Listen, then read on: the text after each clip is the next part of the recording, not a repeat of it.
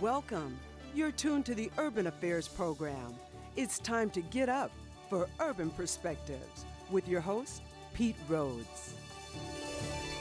Welcome. You are watching Urban Perspectives. I'm your host, Pete Rhodes. On this edition of Urban Perspectives, we spotlight the business of music and hip-hop, successful imaging, and merging art with entrepreneurship. It's all here on Urban Perspectives.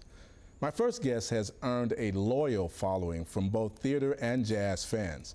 Now, since her release of If Only Billy Unsung, she has received major airplay locally and nationally. She's not only a great singer and performer, she's a hugely successful entrepreneur launching her own candy company, Thomasina Cashew Brittle. Many say the finest cashew brittle ever. Please welcome Thomasina and Petrus. Thomasina, how you doing? I'm great. Good morning. Good morning to you as well. And I'm so glad that you can be here with us with your busy schedule. You carved out some time for us. We go back a long ways, yes. And we love you. We love you dearly. I guess my first question is, if you close your eyes and you listen to Thomasina Petrus, you can hear a number of great voices. How do you perfect the sounds of great women that you portray in both theater and on CD? Well, if I use Billie Holiday, for example, a lot of times in listening to her music and like Etta James and Rochelle Farrell, yes. Just listening to how they do their phrasing and their timing and just kind of using that as a study guide. My own voice, however, does sound completely different. And so it is a lesson to kind of twist the sound to kind of make it sound like Billie when I'm doing her shows. Yeah. So you study these inflections that these women do, and you're able to do it. That's such a blessing. How did that start? Probably ever since I was a kid, just having fun with, you know, it's no different almost than playing dress up. Yeah. When you're kind of making funny sounds and playing with your voice. And I used to listen to a lot of different singers, of course Stevie Wonder, but also Karen Carpenter. Okay. Because she was almost the opposite, where she could hold a note really straight and almost have no vibrato. So I would practice singing songs in a whole bunch of voices just to see what my voice could do.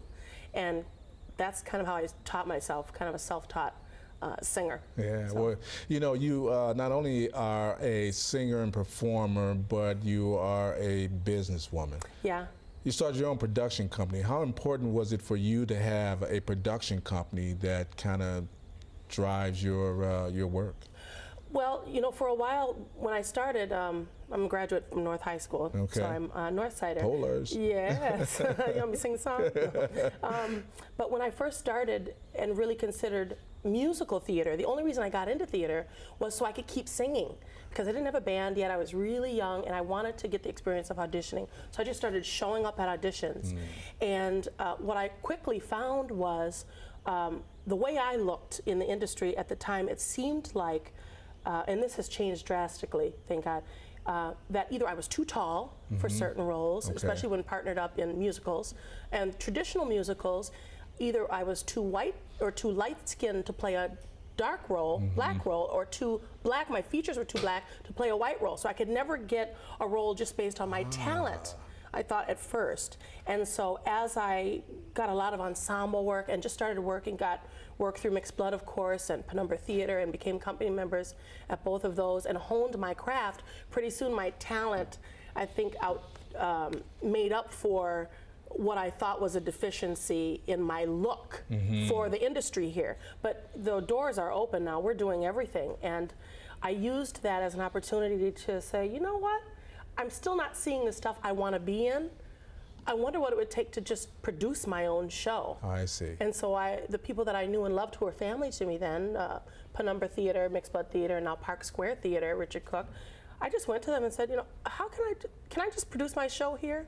And they kind of laughed and said, well, that's not how, we do have a board. Yeah. You know, we have to pitch stuff to the board, we read scripts, and but they did encourage me, and I wrote some scripts and, you know, worked with some amazing people here, other talents, Austin Van Kurth, who's a wonderful writer and director. She has directed me in Lady Day. She scripted Hot Chocolate, one of the concerts that I turned into a production, and then Richard Cook at Park Square said, you know what, do that here. So it's just being persistent and pushing for what I wanted and speaking it. And that's so important. existence. If you really want it, speak it every day. Speak it and own it in here, and keep finding ways to manifest the steps you need to get there. That's such great advice, no doubt. You know, you are your father was in the military, so yeah, you traveled around. A little bit. And as a young child, how did that help to influence you wanting to be a part of arts? When did you catch that bug? Actually, when my mother brought us back up here to Minnesota after my mother and father split, she brought us back up here when we were really young girls, about 11 years old. And the first show I went to, live theater show that I remembered, was at Mixed Blood, and it was Jovantae Steele. I know I've said this story 1,000 times, and I love saying it because I want young people to know that our people in our community do influence us, and we should listen to the advice and the love that they're trying to get. I saw her on stage doing a Aretha Franklin review. Yes. And to see her up there singing and emoting and feeling all of that, it was something about that. I just knew right then, that's what I want to do. I want to do that. Yeah. And you know, years later, I would work with her on her show that she wrote, Two Queens, One Castle, great which play. was an amazing, powerful piece. That healed so many people. And then her show Sisters with her sister Geraldine Steele. That's great. So, you're speaking of some great vocalists as well. I would like to have the audience have a chance to hear what you do in that version of Billie Holiday. Absolutely. Thank you. So when we come back, we're going to have Thomasina sing a little piece from us. So coming up, Thomasina will perform a song off her CD, If Only Billie Unsung, here on Urban Perspectives right after this.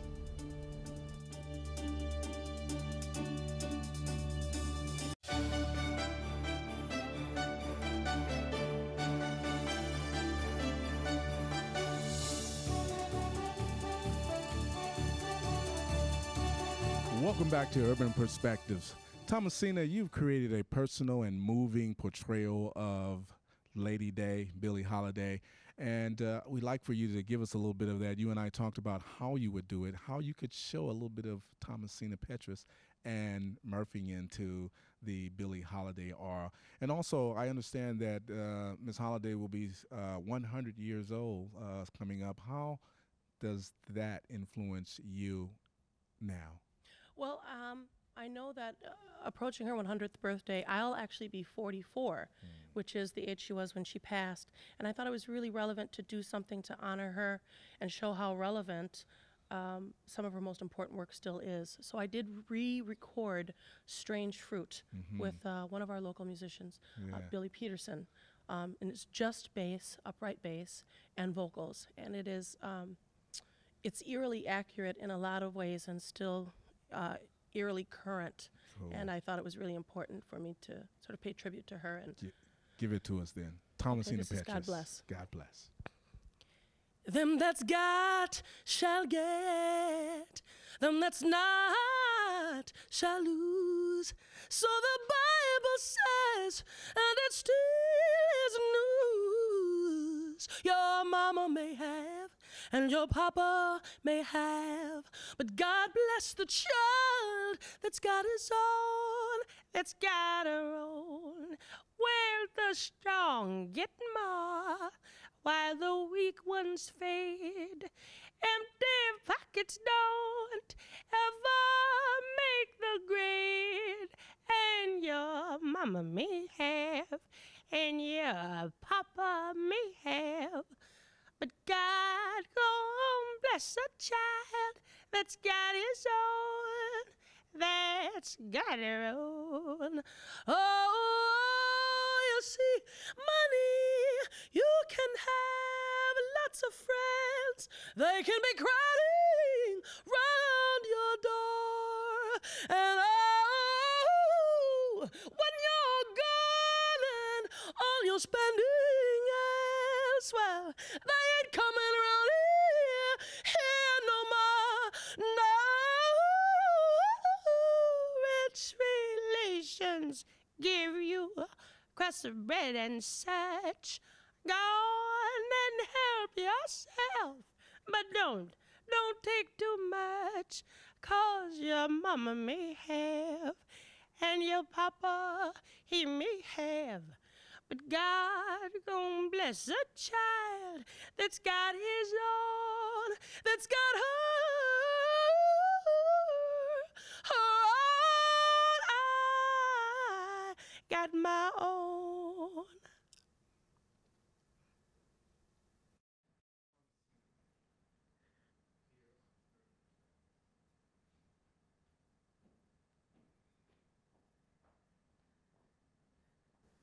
Fantastic. Thank you so very much, Thomasina. Thank you. I'm honored to be here. Now, you will be at the State Fair because you are also an entrepreneur of a famous cashew candy, and Yes. We are excited to talk a little bit about that in the waning seconds that we have here.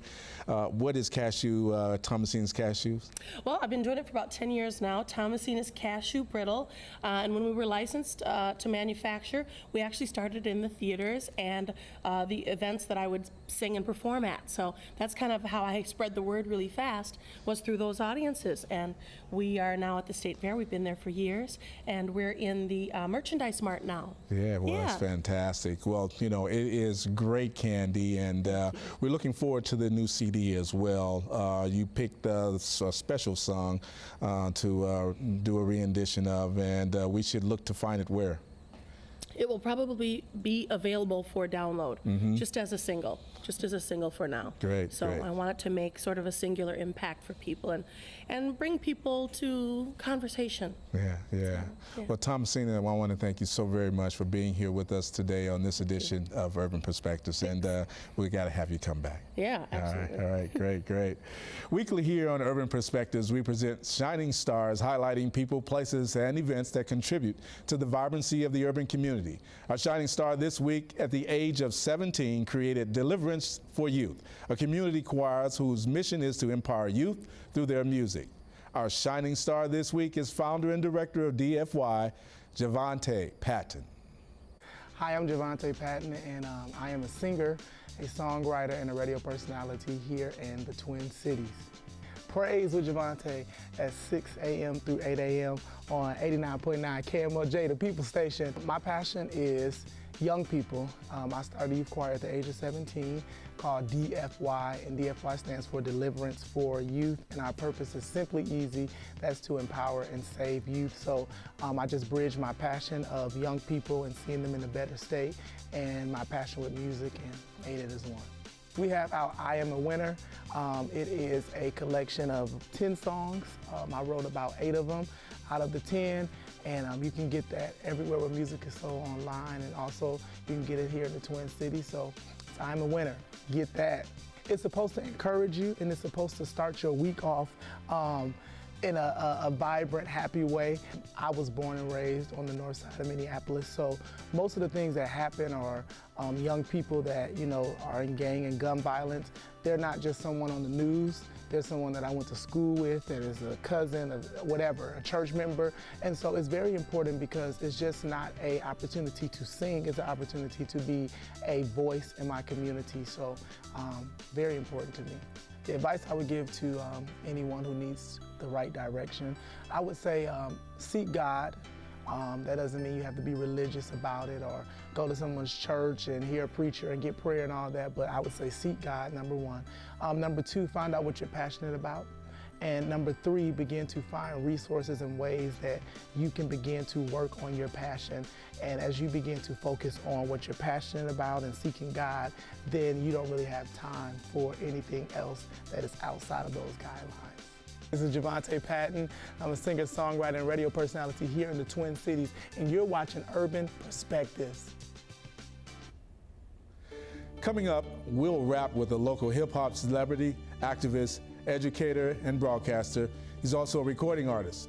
Be here with us next on Urban Perspective.